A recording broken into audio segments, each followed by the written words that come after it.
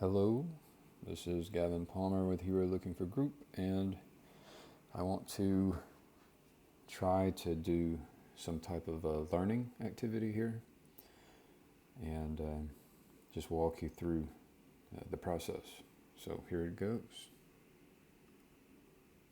Like what is like the most dangerous belief or beliefs, and could you explain, yeah, what Sure. and yeah. Well, we can start with relatively recent stuff, right? Okay. Because there's a whole backlog of stuff. But let me go just back a week. This trucker convoy along the Canadian border.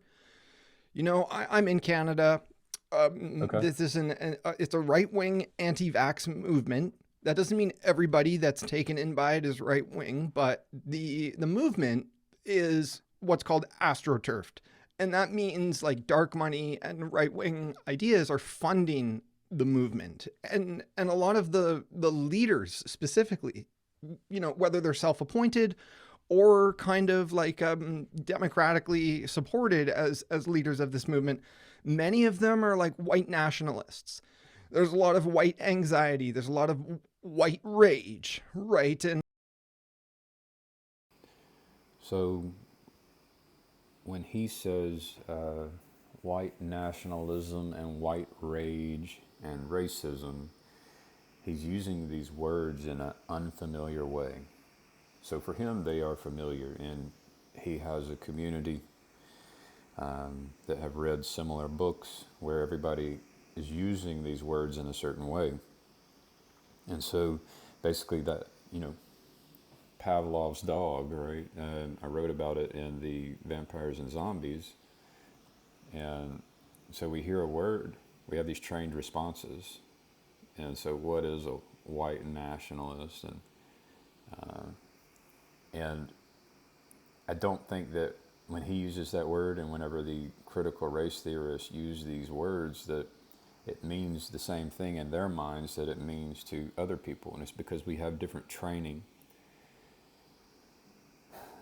based on our experience with these words. And people like Brent, and watch yourself, will accuse other people of being illiterate when the word, we've been trained to respond to a word in a different way than the people who have read literature, which uses the word in a different way. And this is pretty normal. Like if you go into medicine, or if you go into law, or if you go into any profession, you will find a vocabulary which is used within that profession. And so I think in critical theory and in critical race theory, they have their own vocabulary, but the confusing part of it is that they will borrow words that had a definition, a pre-existing definition. This is what's confusing about law as well. So, within any like bubble, within a bubble of knowledge, it can become very confusing when you use a familiar word, a word that has a meaning, a broad meaning for the layman throughout society and throughout history, and then you repurpose that word within your profession, within your knowledge bubble. So that, in general, is an important meta topic. It's an important topic about education because that's what Brent basically points at consensus building and education as being what's most important. So like that's what my life is all about, is about education. So I'm doing learning and I'm coachable. So yeah, if you have criticisms for me, feel free to reach out. Let's continue. in sociology and political theory, you talk about race and you theorize race and racism. It's not a big deal. In the culture war, it's a very big deal. It's very confusing for people. So Peterson tweeted last week that there's no white supremacists in Canada. And he stated as much, like, vehemently, as I said, like he's aggressive, like, no, how dare anyone challenge me, like this is fact, like. And so it's just false on the face of it. There are white supremacists in Canada. There are white nationalists. So this is why it can be confusing, right? So one group of people that would call themselves literate scholars, they did scholarship, and they have kind of networked, and Brent will mention this word, implicit consensus. So they've networked, and within their bubble, they have developed implicit consensus, and Brent will say that things later on. He'll say that this is not groupthink, but we would need to ask the question: what is groupthink? So if you have implicit consensus within your network and your profession, and you are excluding people outside of your network and your profession in the way they use words, then it is a form of groupthink that we have to be careful about. So the critical theorists and the critical race theorists, they have to be careful about being condescending or looking down upon other people who use words in a way that which does not correspond, is incoherent for their worldview within that community of people who use words in a certain way, right? So this, when Brent says something is just plain false, or when Jordan Peterson says something is just plain false, what they are doing is they are using the words in the way that they've been trained to use them, like Pavlov's dog responding to a bell, and then making a truth claim about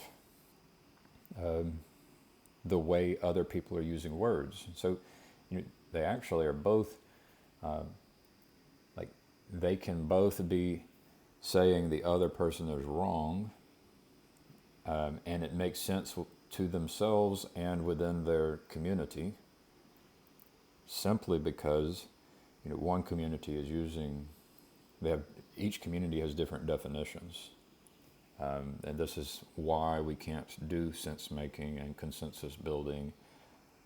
So the education system has to be able to take a step back and actually look at the importance of definitions. You would think that someone who, like Jordan Peterson, who has written a book called Maps of Meaning, would understand this, and he might, right? And it seems like Brent understands this as well, but there is a desire to that desire to build consensus. That's what that's what we have to really think about, because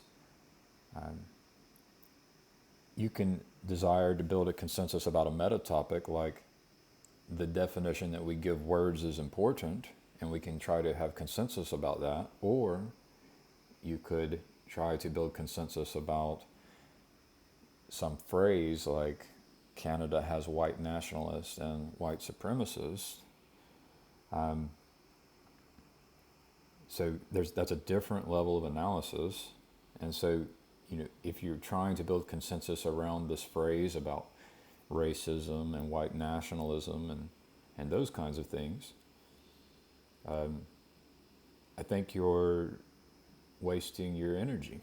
I don't think you can build consensus around that, but I do think you can build consensus around this idea that different communities use words in different ways, which have different definitions, and that we are kind of like Pavlov's dog, and that we get trained to respond to a word in a certain way based on our experience, and then our natural immediate response to people using words in an unfamiliar way is to become defensive,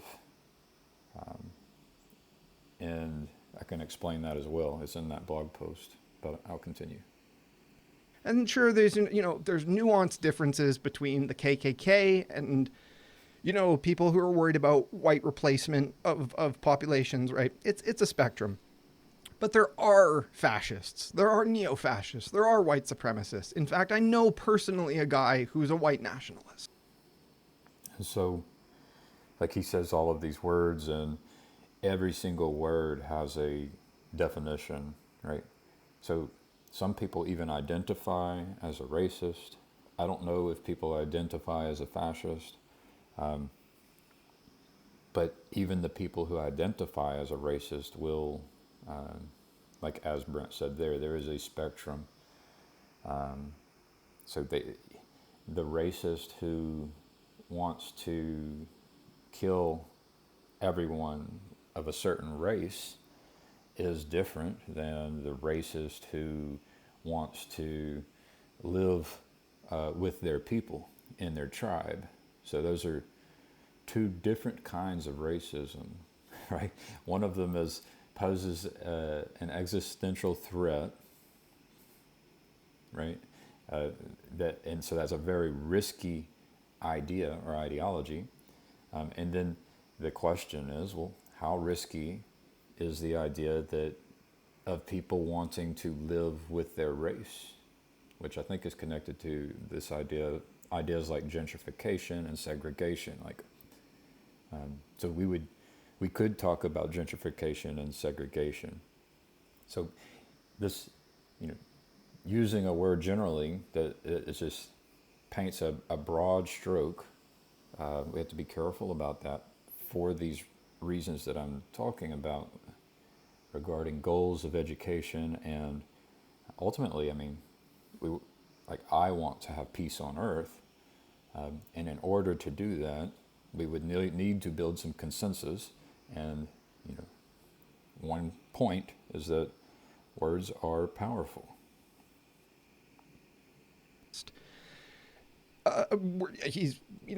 We're not friends, but I used to know him through a dance community, and he became. So notice that Brent, he said, we're not friends. I could rewind it, but he used to know a white nationalist through a dance community. Let's check that out one more time. Know him. He's a guy who fascists. There are neo-fascists. There are white supremacists. In fact, I know personally a guy who's a white nationalist. We're not friends, but I used to know him through a dance community, and he became very unwelcome in that dance community, and I tracked him down. I didn't know at the time, but he was always kind of a weird guy. But I tracked him down online from some of his online content. He's basically an activist for white nationalism. And this is very much in line with, Stefan Molyneux, who Peterson has talked to. Peterson's been on his podcast. So Peterson has spoken to and worked with white supremacists of different varieties and degrees. And there he goes off on Twitter saying, "Oh, there's no white supremacy. It doesn't exist." Back in the fall. So, for Brent, white nationalism exists because he met one, right? And he tracked him down. And the question would be, well, what is this white nationalist? And it might be, it's a person who wants a tribe of white people, similar to how Native Americans would want a tribe, similar to how, the Black Caucus would want their tribe. So people want their tribes. I was reading about Tecumseh. He had similar feelings. But, the Jews, they have tribes. And there are ways for people to join into a tribe as well. So there's different forms of tribalism as well. You could be a kind of tribe where you say, we're not allowing anyone into our tribe, which seems like a bad idea. And then you could have a type of tribalism like the Native Americans who would adopt white people into their tribe. Jews will adopt people into their tribe, and they don't necessarily encourage it, right? But they treat them as part of their tribe, like when they go through that process of being initiated into the tribe. So it sounds like Brent is, he's against tribalism. So he specifically is against the white nationalist tribalism. But in general, are you against the tribalism of the Jews and the tribalism of the Native Americans? And so there's all these different kinds of tribalism. It's like we could really explore those ideas. And he had to be clear here. He said, I'm not friends with the white nationalists. And so that's how you can develop this implicit consensus, is because you start excluding people who have different ideas. So he called this person a bit weird. I think he used the word weird or strange. And so, if we want peace on earth, we have to be able to have conversations with people who are weird and strange. Like, to some people, Brent is weird and strange. And to his circles, Jordan Peterson is weird and strange. And we have to identify these metatopics. Brent uses this word metatopics and consensus building and the importance of education. Like, we have to identify these things where we can agree. And that becomes the foundation by which we can have important conversations. So I want to sidestep. So if I go to my profile and on Twitter, so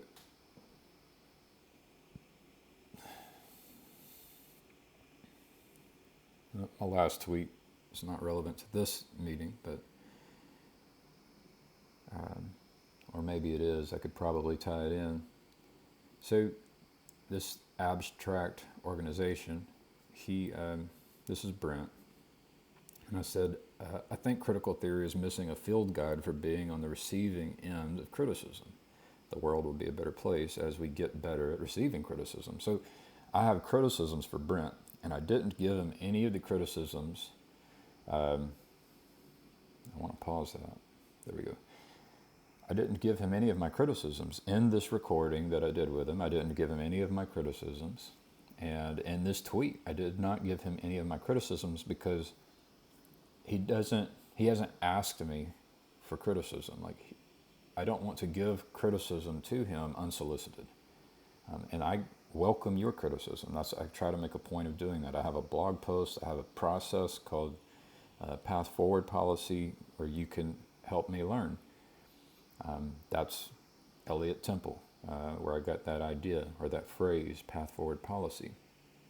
And notice that Brent does not have a Path Forward Policy. And notice that, and he's making mistakes. I could point them out here. So let's just click on the tweet. I can just go ahead and point them out, his mistakes. And I doubt Brent will even watch this video. I bet he did not even watch the introduction I made into this video. And that's a mistake. That's the big mistake is, are there people who have the same goals as you? And so the question would be, what are Brent's goals? And I'm thinking Brent is, he's like the vampire at this point. Like, he's trying to get more attention.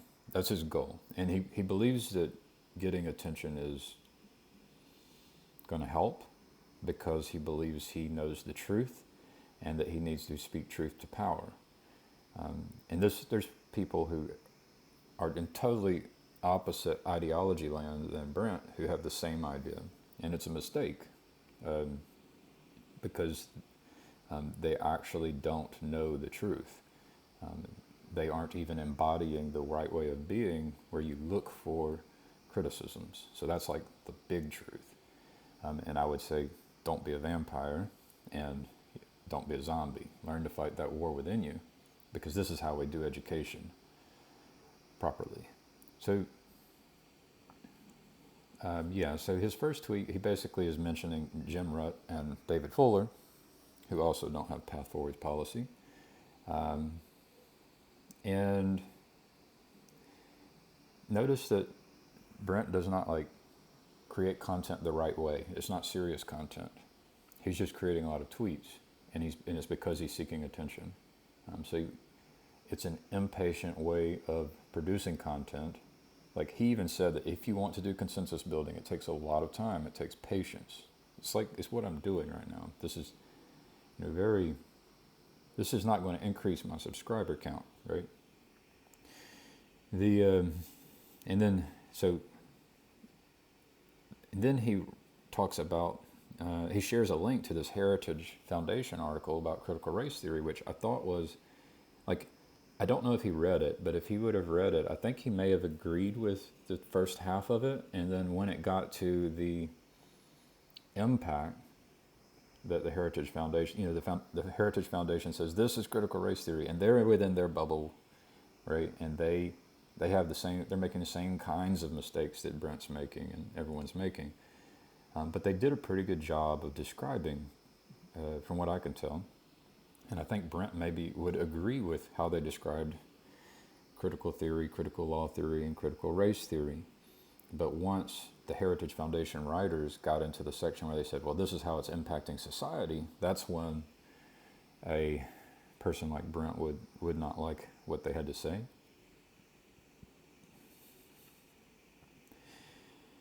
And so Brent says, telling the truth about it repeatedly is exemplary good faith on my part, and I always hope for appreciation and engagement in return.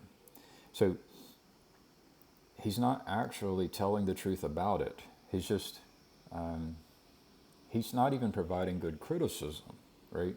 He's actually just tweeting and creating, he's grabbing people's attention, but within those tweets, there is no link for me to click that is going to allow me to know why I should be careful about the Heritage Foundation. He actually shared their propaganda. Like, this is, if I was like in Brent's community trying to, with his agenda, I would say he's not even sharing his criticisms. Like, I don't know his criticisms of the Heritage Foundation. And part of this is because I think within the community, they think these things are obvious. Like, I should just obviously see why the Heritage Foundation is wrong. They shouldn't have to explain it. These are the kinds of things that I've heard and read. But I want to know their views. I want to know why the Heritage Foundation is wrong, what mistakes they're making. I want you to do an in-depth analysis. I want you to share a link to your work. And then within your work, you can share a link to the Heritage Foundation. And it might even be, a blog dedicated to criticizing these sources of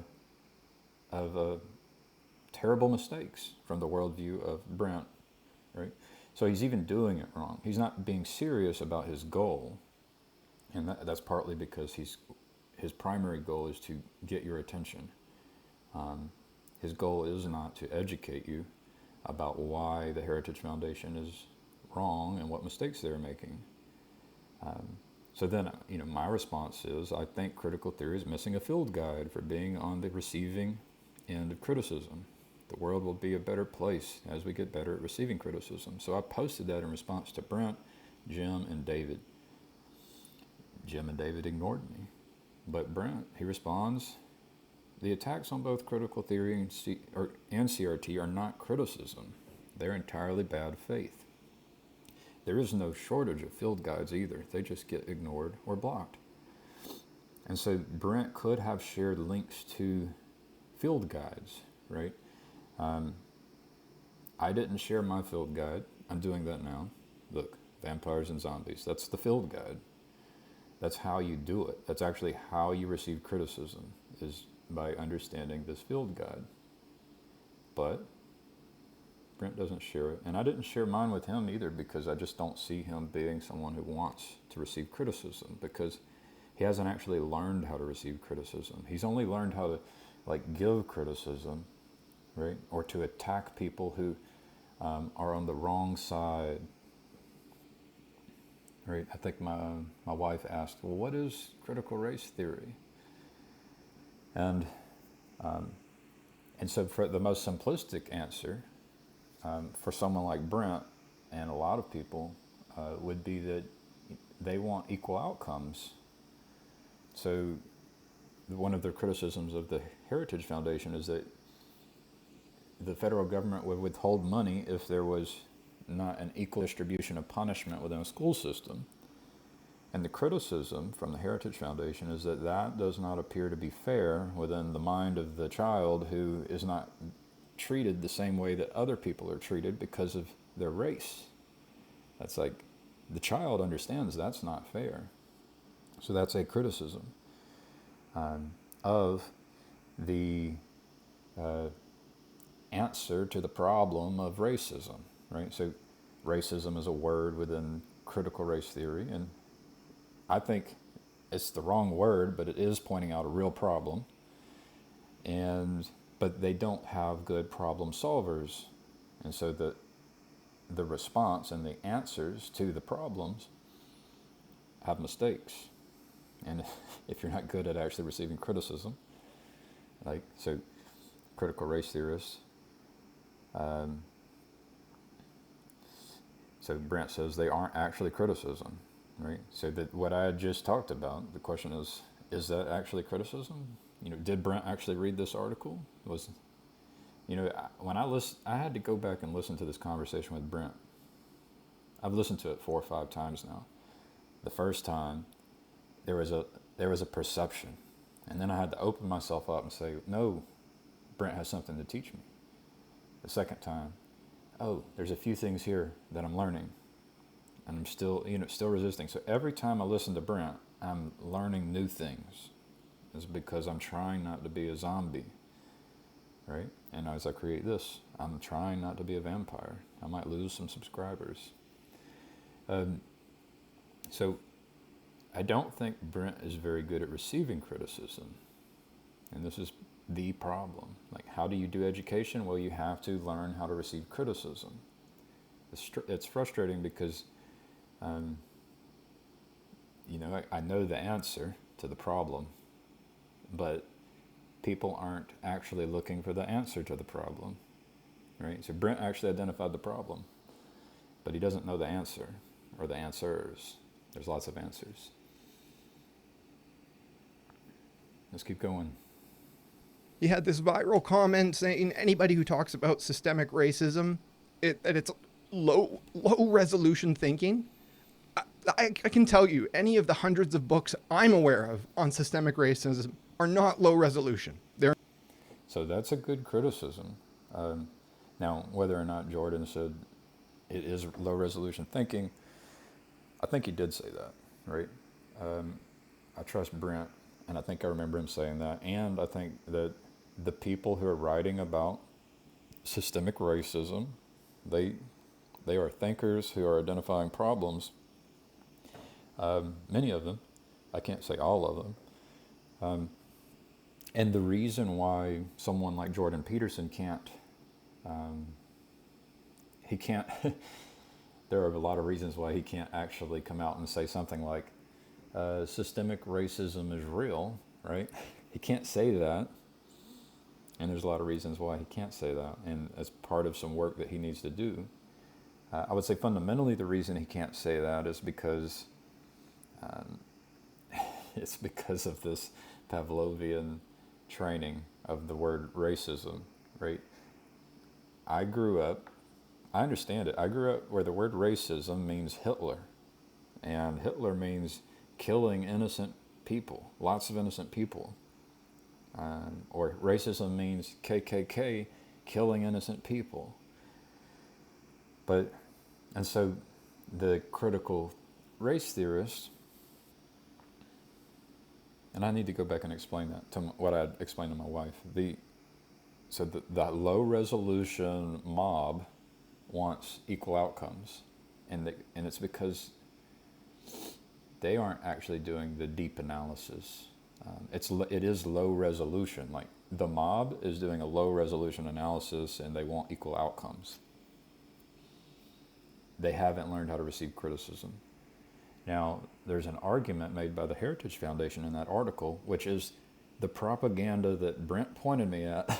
He pointed me at the content which is informing me,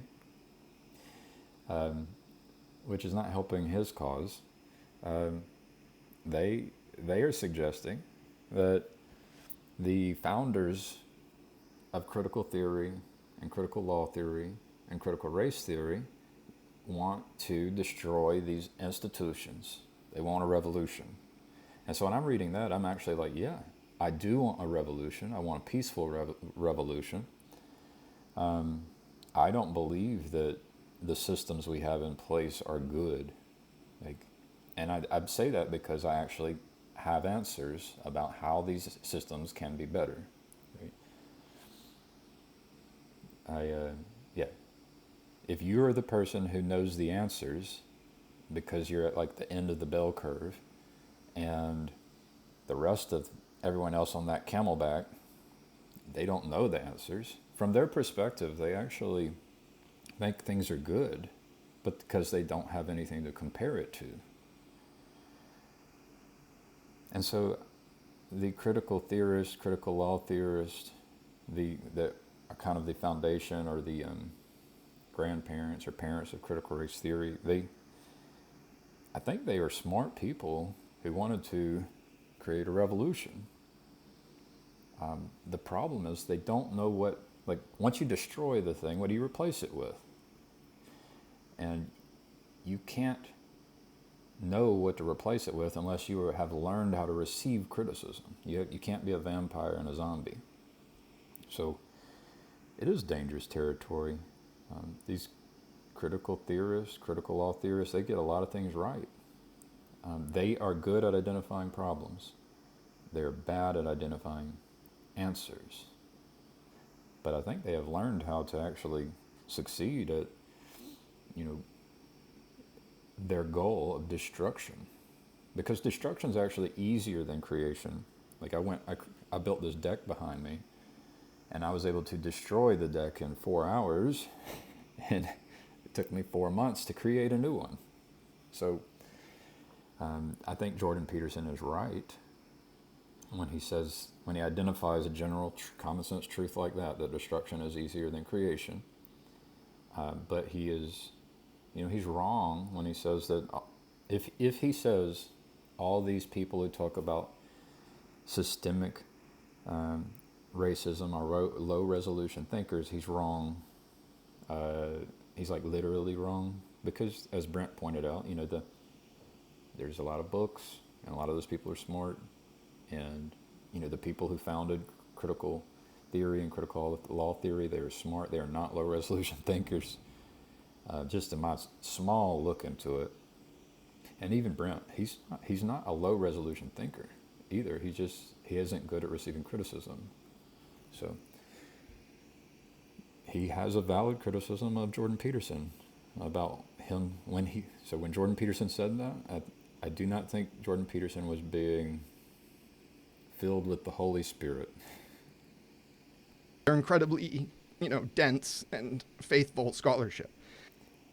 Yes, he says the scholars who write books on systemic racism, they create books that are dense and faithful. And I think he's right. But they're using a vocabulary that is confusing. Brent said that at the beginning. It is confusing. How do we deal with this confusing situation? Well, maybe the answer is we need to be more careful of our language and the words we use, which, the Heritage Foundation points out, like critical theorists and critical law theorists, they understand that changing the meaning of a word is, playing with new meanings of words and putting some groups against other groups is a way to bring about revolution. Like, they understand that, and that's true, right? So Brent, he wants to steal the narrative. Well, that's what critical theorists did, like by repurposing words like racism. So they can talk about a real problem, and they can call it racism, and then they can put one group against another. And I think they actually are speaking a lot of truth. The problem is, I don't think they know the answer, because the answer is learn how to receive criticism. They haven't learned how to receive criticism. Brent hasn't learned how to receive criticism. So Peterson is just illiterate in the worst ways. He's illiterate. He's illiterate because he does not consider like that these critical theorists are speaking truth when they talk about systemic racism. And that's because he doesn't know the definition that Brent uses and that these thinkers and scholars and writers are using. He hasn't actually given the devil their due, right? Like Jordan Peterson likes to say, well, you got to give the devil his due. Well, he's not good at it. I mean, maybe he's good at it, but he's not great at it. He might be better at it than Brent, but he's not better at it than I am, right? He really isn't. And I have to watch that. Like, I say that, I know I have to watch my arrogance and my pride and my ego. So you can remind me, but I know. Let's allow Brent to continue. You know, he's so angry and vengeful, and it comes directly from the things he's ignorant about. So Jordan Peterson is angry and vengeful. Brent is also angry. Like, he acts in angry and vengeful ways. And I think he admits to it. Now, you might think I'm talking a lot. If you want to listen to Brent, go to the other video. I already let Brent talk in this original video. This is my turn. But yeah, Brent, he becomes angry and vengeful, and I think he knows it, and I think he admits to it. And what that is this is our natural tendency to reflect what we perceive. So we see Jordan, I say we, because I'm actually having empathy for Brent, right? I have empathy for Brent, and I perceive this angry, vengeful Jordan Peterson. And that's partly because I'm paying attention to people in my bubble, because I've excluded the white nationalists, right? So there's this implicit consensus that Jordan Peterson is angry and vengeful, and I'm seeing clips and seeing the angry, vengeful things. I'm seeing his tweets where he's making mistakes. He shouldn't be tweeting the way he does. He doesn't know how to tweet properly if his goal is to create peace on earth. Brent doesn't know how to do that either, I don't think. And yeah, I'm sure I can do better. But reflecting it, that's what we do. Someone comes at you and says, I'm smarter than you. And then your tendency is to say, I'm smarter than you. Someone comes at you and gets angry at you, and your tendency is to, hey, you don't get angry at me. You get angry. That's our natural tendency that we have to keep an eye out on, because we have to be filled with the better spirit, the ideal spirit, the Holy Spirit. So you have to be able to avoid reflecting the bad energy. And that's the real tragedy here. It's like he can say anything on any given day. It's easily debunkable, but he won't accept it. And so, there's more to this. It's easily debunkable, but he won't accept it. That's actually not true. Jordan Peterson is not trying to receive criticism. He does not have a pass forward policy. He has no way to actually have a deep conversation about these topics. And I would say, like, my criticism for him would be, how are you using your tools and your technology and your network in order to help the world? Those would be my criticisms. I mean, I just listened to a conversation where he spoke with Glenn Lowry, and Glenn Lowry talks about systemic racism, but he doesn't call it systemic racism, right? Glenn Lowry is being careful. And it might be because Glenn Lowry is also a vampire, so is Jordan Peterson, right? So in order to get more attention, you have to use words in a way which is going to allow you to get more agreement and have less disagreement. If you use words in an unfamiliar way, like if Glenn Lowry came out and said, systemic racism is real, and when you said that people who believe in systemic racism are low resolution thinkers. You were making a terrible mistake. Glenn Lowry, all of a sudden, he starts pushing people away, and it's not good for a vampire, right? That's why we shouldn't be a vampire. But perhaps we could start by saying, hey, when people use these words, it has a specific meaning based on their network. And we have to be careful about tribalism. We have to be careful about people using words that we have, which we are familiar with, but they use them in a strange way. So we have to be careful about these meta topics. And that requires that you're not lazy. You know, most people are lazy. So, including Jordan Peterson, and including Brent, and including myself, I could tell you about my laziness. But I tend to be less lazy than most people. All right.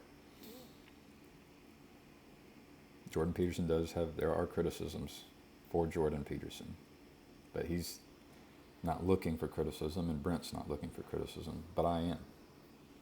I am looking for criticism.